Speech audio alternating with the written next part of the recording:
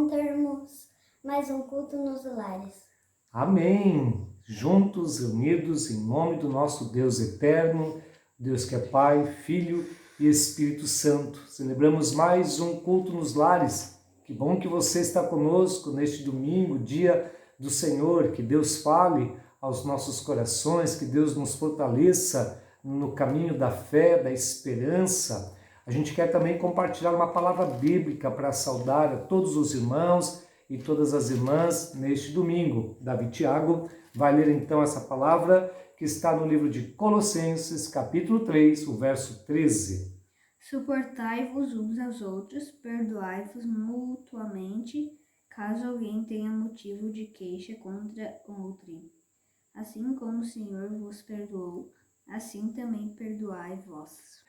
Muito bem, nós somos orientados pela palavra de Deus de muitas maneiras para fazermos as escolhas certas, tomarmos decisões corretas, baseadas nesta palavra, que vão trazer bênção para a nossa vida. E hoje nós também queremos continuar essa nossa reflexão.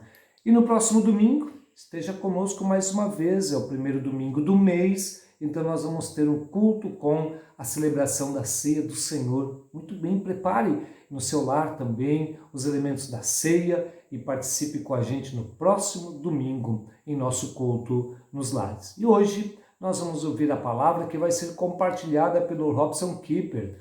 O Robson ele está fazendo o PPHM, o período prático de habilitação ao ministério, aqui na Paróquia Evangélica de Ituporanga e vai trazer a palavra de Deus para a minha vida, para a sua vida neste domingo. Amém. Amém.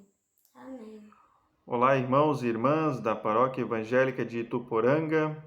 Eu sou Robson Kippert, faço o período prático de habilitação ao ministério aqui na paróquia.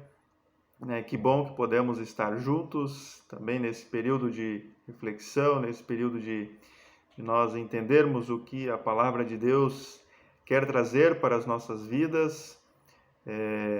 Estamos falando nesse mês sobre decisões, Decisões nas nossas vidas, decisões importantes que nós devemos tomar. E hoje nós queremos falar um pouco sobre a decisão do arrependimento e perdão, nós com Deus, nós com outras pessoas, Isso é um tema muito importante também para as nossas vidas,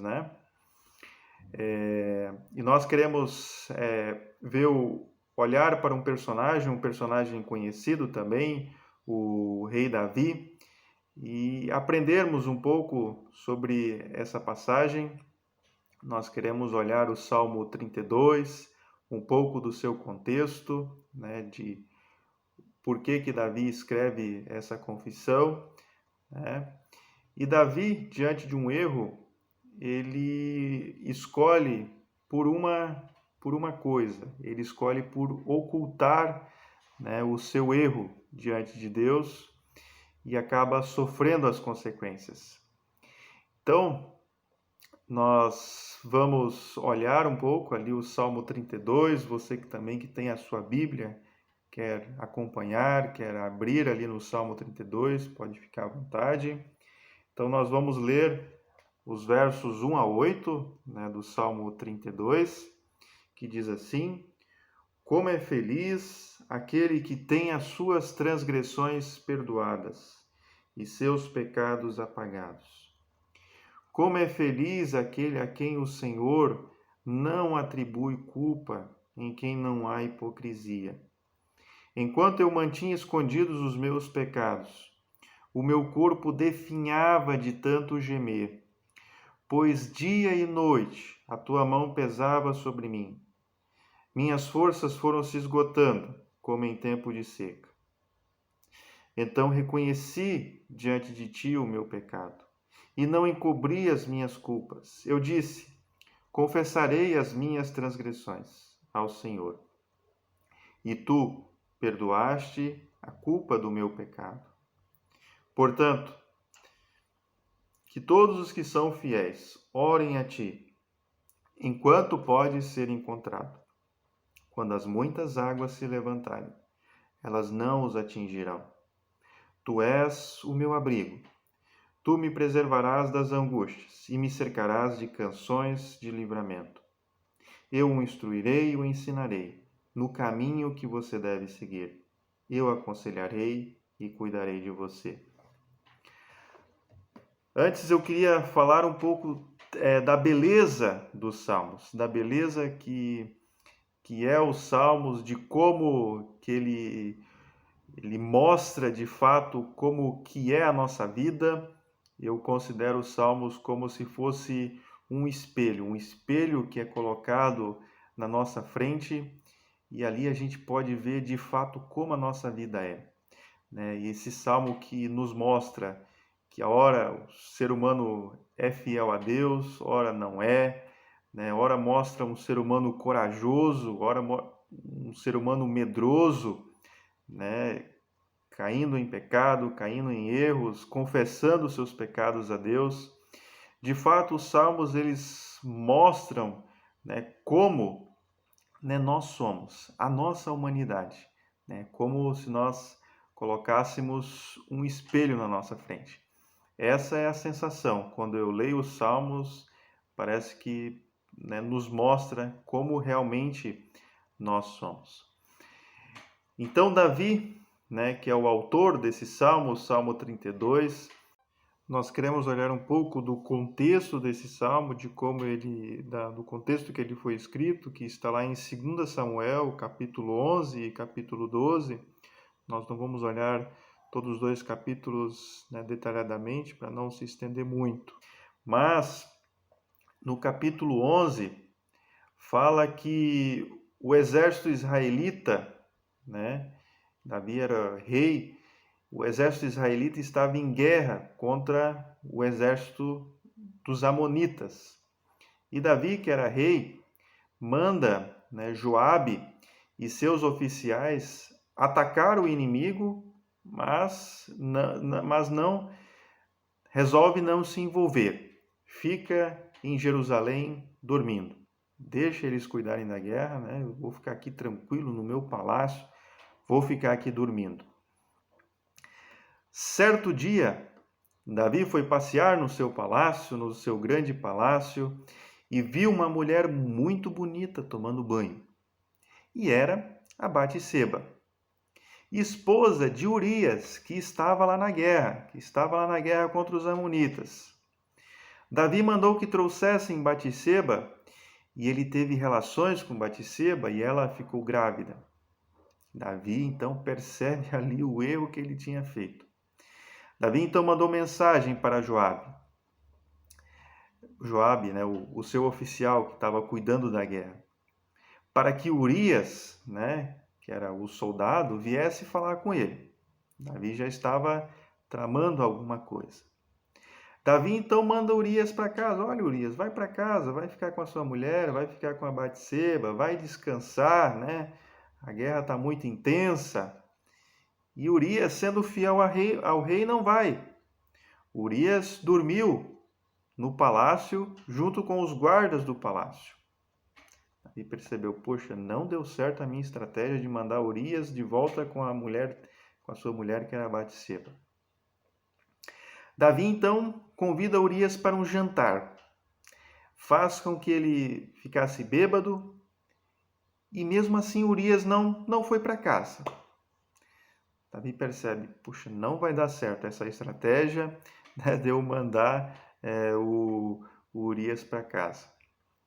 Davi então escreve uma carta para Joabe, o oficial de guerra. Ponha Urias na linha de frente, onde a luta é mais pesada. Depois retire o exército para que ele seja morto. O primeiro pecado de Davi foi ter tomado a mulher de Urias, a Batseba. O segundo pecado de Davi, Urias vai com a sentença de morte na mão e entrega para Joabe. E Urias, então, é morto na batalha. Depois, então, que passou o tempo de luto de Batseba, Davi mandou trazê-la para o palácio. Ela se tornou sua mulher e lhe deu um filho. Em 1 Samuel, capítulo 11, verso 27, diz que o Senhor não gostou nada do que Davi tinha feito. Para que Davi caísse em si, para que Davi reconhecesse o seu pecado, precisou que o profeta Natã fosse lá, o repreendesse, para que assim ele caísse em si e reconhecesse o seu pecado. Não é logo, né, que nós podemos perceber que Davi comete os seus erros, primeiro tomar a mulher de Batseba, depois mandar matar o marido, né, de Batseba, que era Urias, na guerra. Não é logo que Davi, né, comete esses pecados e escreve essa confissão do Salmo 32. Davi demora um tempo, né? Já estava com o filho, né, da Batseba já nascido. E todo esse tempo, né, Davi oculta o seu pecado. Davi esconde o seu pecado. E Davi fala, né, dessa angústia, dessa ocultação do seu pecado. Eu me lembro, né, que alguns contavam, né, quando os filhos aprontavam, né, em casa, e de certa forma corriam dos pais, aqueles que moravam no interior, né? Os filhos ficavam na roça, né? Até escurecer, né? Mas quando escurecesse tinha que voltar para casa de novo, né? Tinha que resolver o que tinha aprontado, né? E não tinha escapatória. Mas a gente percebe que essa estratégia de ocultação parece que é uma coisa que nós queremos fazer. Quando Adão e Eva, né, também pecaram diante de Deus, a primeira estratégia deles foi a ocultação, foi se esconder diante de Deus, né, entre as árvores do jardim. E Davi faz a mesma coisa, né? Davi fala aqui, enquanto eu não confessei o meu pecado, os meus ossos gemiam, né? Então ali no verso 1 e 2, né, diz assim: como é feliz aquele que tem as suas transgressões perdoadas e os seus pecados apagados. Como é feliz aquele a quem o Senhor não atribui culpa, em quem não há hipocrisia. Feliz não é aquele que não peca, porque todos os dias nós cometemos erros, todos os dias nós falhamos. Mas feliz é aquele que não permanece no erro, é aquele que busca o Senhor, aquele que busca, né, a presença do Senhor, né? A nossa tendência, quando nós pecamos, quando nós erramos, e todos os dias nós cometemos erros, é de nós nos afastarmos de Deus. Mas deveria ser ao contrário. É que quando nós erramos, a gente possa buscar o Senhor. E Davi vai dizer como é feliz aquele que tem as suas transgressões perdoadas, os seus pecados apagados. É como se tirassem, né, aquele peso, né, das costas. Como é feliz aquele que tem os seus pecados perdoados. E Davi então vai falar aqui, né, da sua estratégia de ocultação, versos 3 e 4. Enquanto eu mantinha escondidos os meus pecados, o meu corpo definhava de tanto gemer, pois dia e noite a tua mão pesava sobre mim, minhas forças foram se esgotando como em tempo de seca.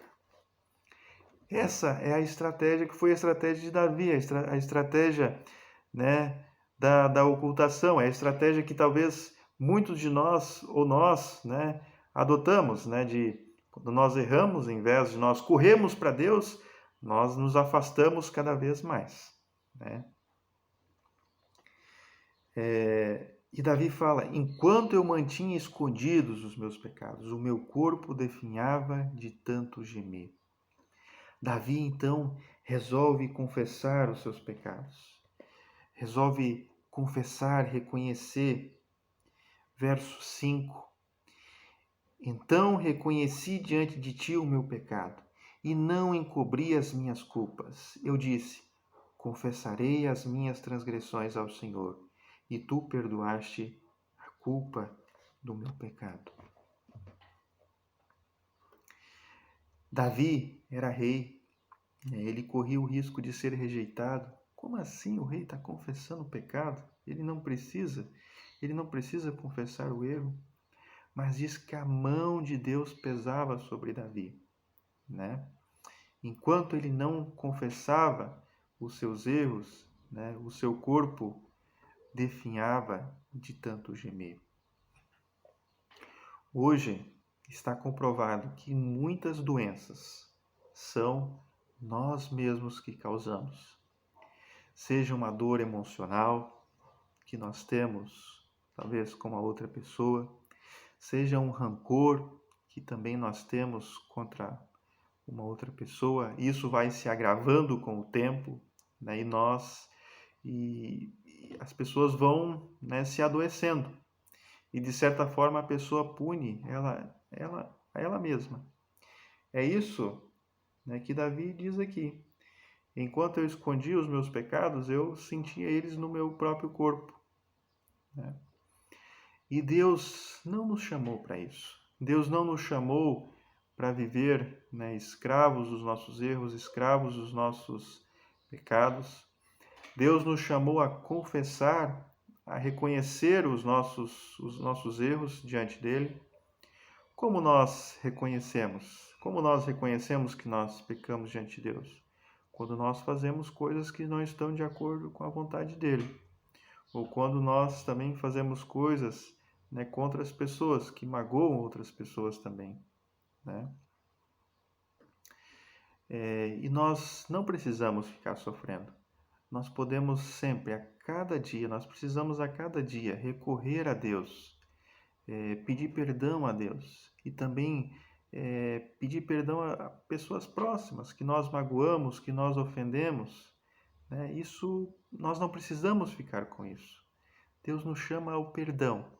Deus nos chama à decisão, né, nesse início de ano, a decisão do arrependimento, a decisão do perdão. Foi o que Davi fez.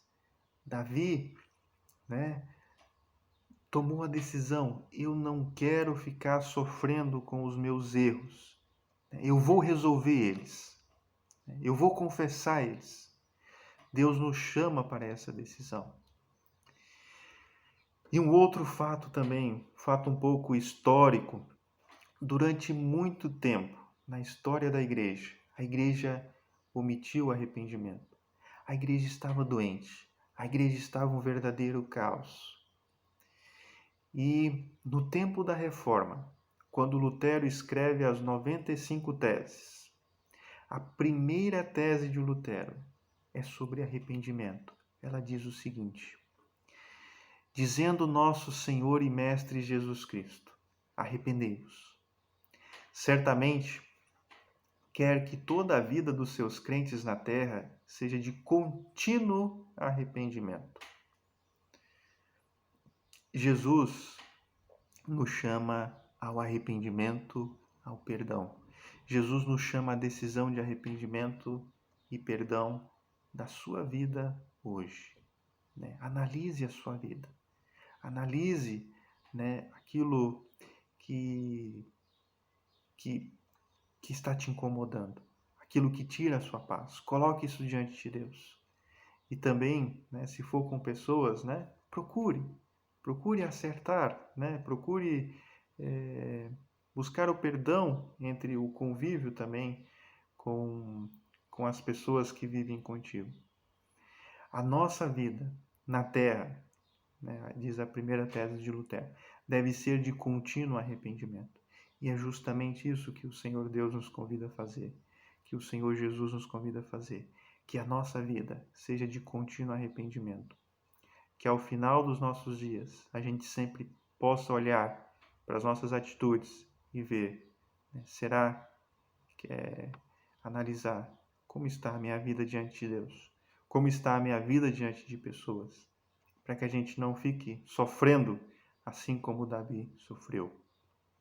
Como está a sua vida? Como está a nossa vida? Qual é o seu pecado que pesa? O que pesa? O que tira a sua paz diante de Deus e no convívio com as outras pessoas?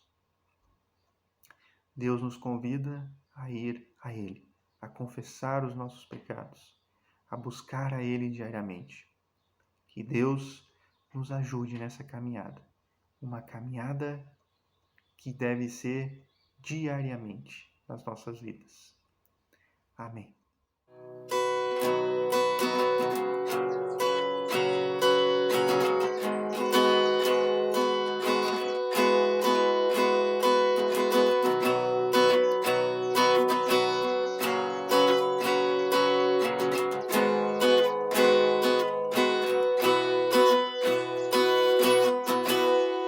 Eu olho para a cruz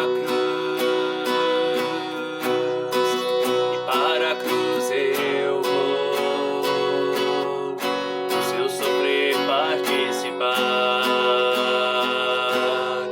na sua obra eu vou cantar, meu Salvador, na cruz mostrou o amor do Pai, o justo Deus.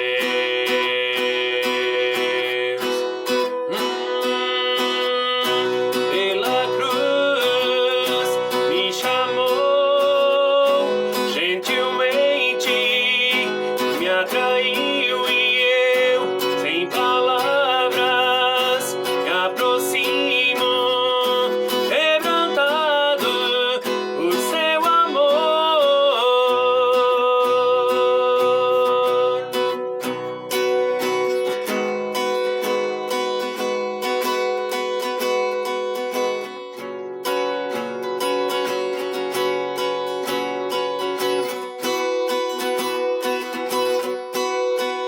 Merecida a vida, de graça recebi, por uma cruz, a morte me livrou, trouxe minha vida. Eu estava condenado, mas agora pela cruz, aleluia, eu fui reconciliado.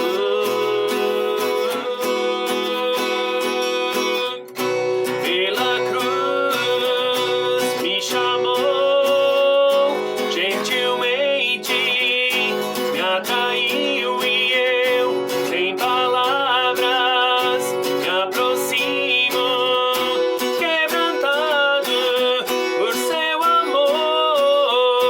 Pela cruz me chamou gentilmente, me atraiu e eu, sem palavras, me aproximo, quebrantado por seu amor.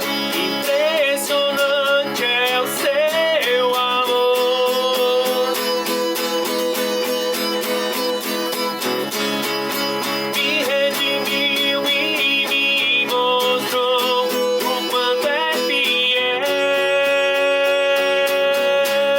Impressionante é o seu amor.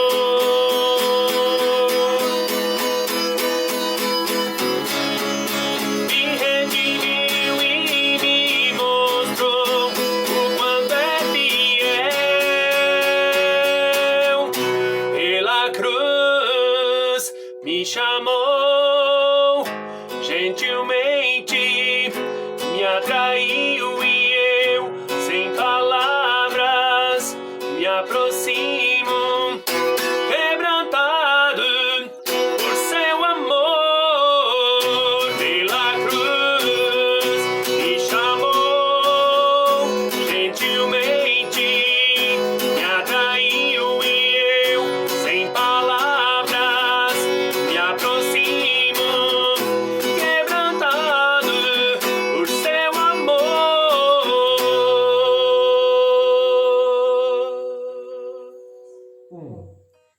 Louvado seja Deus pela palavra, por podermos louvá-lo, por lembrarmos que Jesus veio a esse mundo e morreu por nós para nos perdoar, que assim também Ele nos ajude a perdoar os outros. Por isso nós queremos encerrar esse culto falando com esse nosso Deus que nos ama, que nos perdoa, pedindo força e ânimo também para podermos perdoar e pedir perdão quando necessário. Fecha seu olho, se possível, dá a mão para quem está aí na sua casa, ou se está sozinho também, fale com Deus nesse momento. Ó Santo Eterno Deus e Pai, nós queremos te louvar e agradecer, porque podemos falar contigo. Obrigado por teu imenso amor por nós, ó Deus, que enviou teu Filho Jesus, que morreu por nós quando ainda éramos pecadores. Obrigado, ó Deus, porque Ele venceu a morte para nos dar a vida eterna. Sim. E obrigado que pela fé nele, ó Deus, o Senhor nos perdoa. O Senhor faz de nós novas criaturas. Por isso nos ajuda na nossa vivência diária. Nos ajuda também, ó Deus, assim como o Senhor nos perdoou em Cristo Jesus. Nos ajuda a ter essa decisão também de perdoar aqueles que nos magoaram, que nos ofenderam. A pedir perdão, ó Deus, a sermos humildes também quando erramos e pedimos perdão também para aqueles a quem nós magoamos ou ofendemos. Deus querido, dirige o nosso viver, Senhor amado, derrama sobre nós o teu Santo Espírito. Ó Pai querido, assim nos colocamos nesse culto diante de ti, pedindo que o Senhor venha nos limpar e nos purificar, como diz também a tua palavra, que o Senhor é fiel e justo para nos perdoar de todos os pecados e nos purificar de toda injustiça. Assim, ó Deus, olha para o coração de cada um, que o Senhor esteja nos sondando e que o Senhor esteja tirando de nós aquilo que não procede de ti. E coloque em nós, ó Deus, a tua palavra, o teu Santo Espírito, para vivermos também conforme o teu querer e a tua vontade. Deus amado, abençoa o domingo, a família de cada pessoa, Deus, que está também celebrando o culto no seu lar, ó Deus, o culto a ti, ó Pai. Também abençoa a semana, ó Deus, de cada um, abençoa também o início agora de fevereiro, Senhor amado, que o Senhor seja também cuidando, ó Deus, de todos os governantes, também de toda a situação na qual nos encontramos. Tudo em tuas mãos entregamos, te dando graças, em nome do Senhor e Salvador Jesus Cristo. Amém. Amém. Amém. E assim nós queremos ainda pedir a bênção de Deus para a nossa vida, só lembrando ainda de que no próximo domingo vamos celebrar também a ceia nos lares, que é o momento de ter o perdão de uma forma bem palpável. Prepare-se para esse momento com a sua família, né, com aqueles que estão com vocês nesses momentos de culto nos lares. Sim, rogamos a bênção de Deus, que o amor de Deus, o Pai, a graça do seu Filho Jesus Cristo e a comunhão do Espírito Santo habite ricamente sobre cada um de vocês. Que Deus assim os abençoe, os guarde, os oriente com sua palavra e sempre os leve no caminho da fé e da paz em Cristo Jesus. Amém. Amém. Abençoado domingo, vamos e sirvamos ao Senhor com alegria. Amém. Amém. Amém. Tchau, tchau. Tenha um bom domingo. Isso aí, bom domingo para todos.